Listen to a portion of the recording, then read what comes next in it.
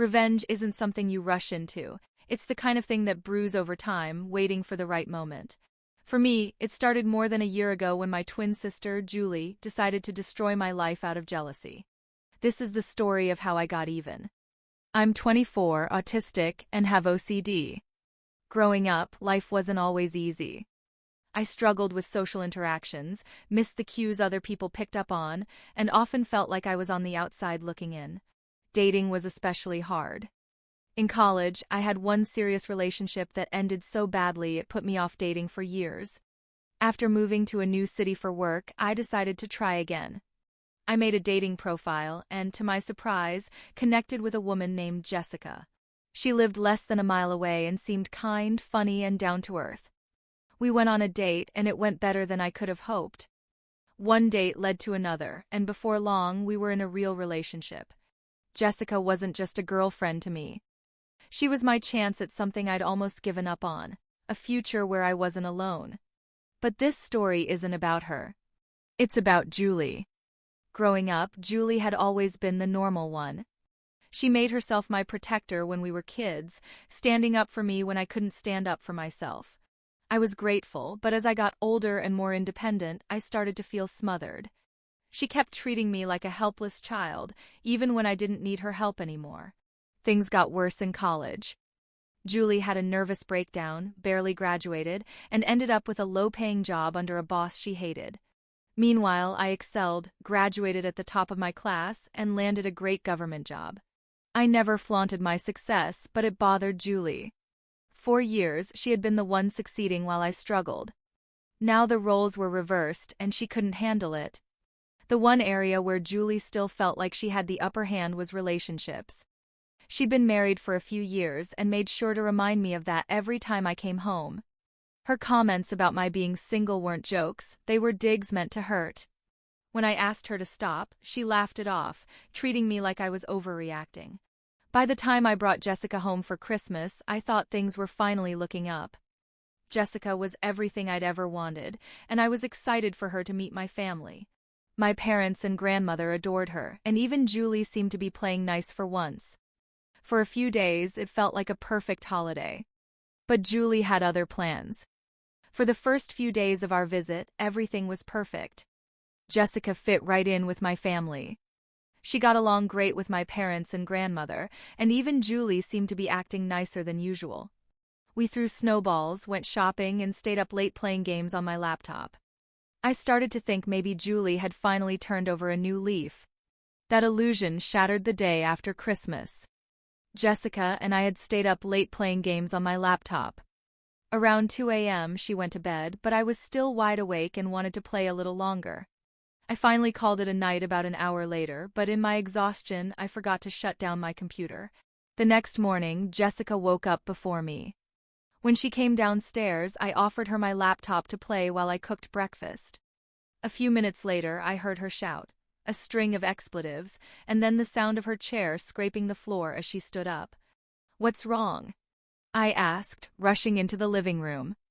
Jessica didn't answer.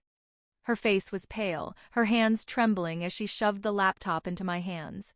On the screen were a dozen open tabs, each one displaying porn or adult dating sites. I froze. My stomach dropped. "What the hell is this?" she demanded, tears streaming down her face. "You told me you didn't look at this stuff. That you wanted to wait until marriage. Were you lying the whole time?"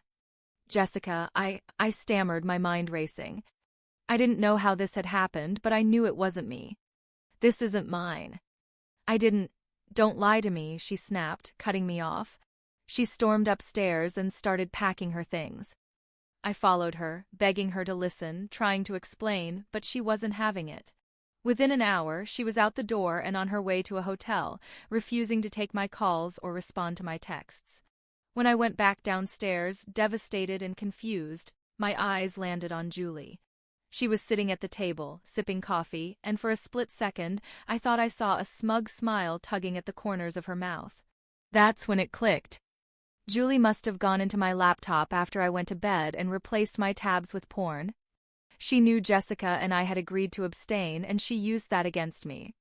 I was stunned, hurt, furious. But most of all, I felt powerless. I couldn't prove Julie had done it, and I knew if I accused her without evidence, she'd just deny it and make me look paranoid. So I said nothing. Instead, I let her think she'd won. I played the part of the broken-hearted brother, quietly licking my wounds. But deep down, I was plotting my revenge. For the next year and a half, every time I went home to visit, I studied Julie. I watched her carefully, noting her habits. I found excuses to be near her when she used her laptop or phone, memorizing bits and pieces of her passwords. Julie never changed them. She always relied on her devices to save her login information. It was slow work, but I was patient. By the time of my most recent visit home, I had everything I needed. The night before my flight back, I waited until everyone was asleep. Then, wearing gloves to avoid leaving fingerprints, I crept into Julie's room and grabbed her phone from her bedside table. I also took her laptop from the living room. Downstairs, I logged into both devices. A few experimental searches confirmed my suspicions. Julie's devices stored every password she'd ever used. Her entire digital life was laid bare before me. And I destroyed it.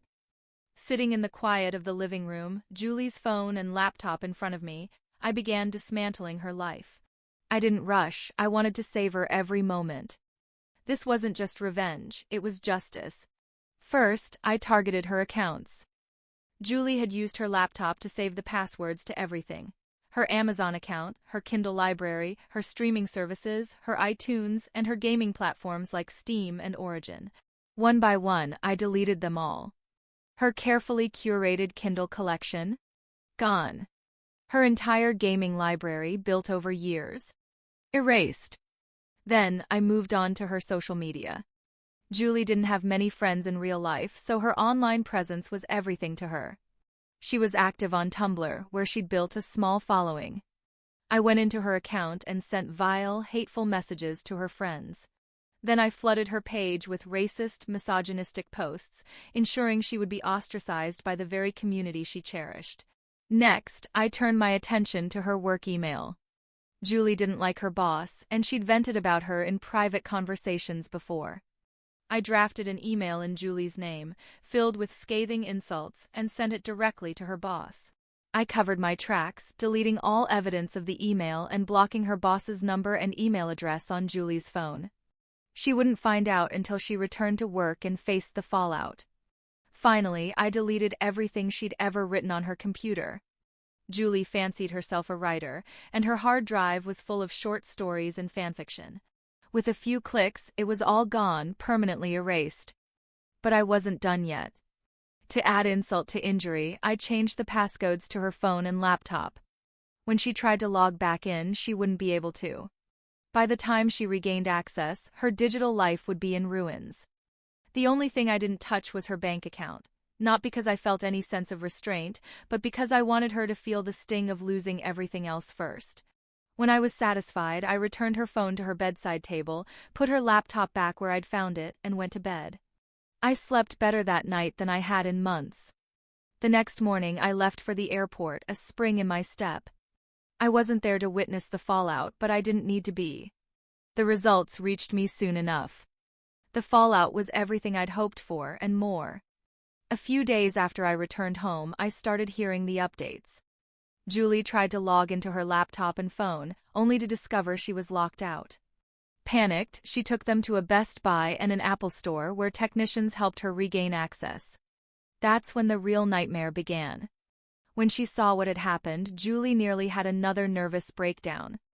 All her accounts were gone, her social media reputation was in shambles, and her online friends had blocked her after the hateful messages and posts I'd sent. Her gaming libraries, which she'd spent years building, had been wiped out, and her beloved Kindle library was no more. Then came her work email. Julie returned to her job, clueless about the scathing email she had sent to her boss. She was promptly fired, with her boss going out of her way to blacklist Julie and warn others in the industry not to hire her. With no job, no friends, and no digital presence, Julie was left floundering. She had to move in with her husband, who now supports her entirely. Julie always prided herself on being strong and independent, so being forced into dependency was its own kind of poetic justice. Her self-esteem, already fragile, took a massive hit. She called me a few days after everything imploded, screaming into the phone. "I know it was you," she shouted, her voice shaking with fury. "You ruined everything." I didn't respond. I waited until she finished her tirade, then hung up and blocked her number. Julie couldn't do anything about what I'd done. I'd covered my tracks too well, and if she dared to bring it up with our parents, she'd have to admit to what she'd done to me and Jessica in the first place. She had no choice but to stew in her misery. To this day, I don't feel an ounce of remorse. Julie took something precious from me, something I can never get back. All I did was even the score. If anything, I think she got off easy. My only regret is that my relationship with Jessica couldn't be salvaged. For a moment, I considered using Julie's phone to contact Jessica and explain everything. But after so much time had passed, I realized it was pointless. Jessica wasn't willing to believe me when I needed her most, and if she didn't trust me then, she never would. That chapter of my life was over, and I've made my peace with it. As for Julie, she's still stuck at home, unemployed and cut off from her online life. The bitterness in her voice when she called me told me everything I needed to know. She's still angry, still miserable, and still paying the price for what she did to me. And that's fine by me. If I ever get another chance to make her life harder, I'll take it. Julie made the mistake of underestimating me. Now she knows better. She'll cry a river before I'm through with her, and I'll drink it dry.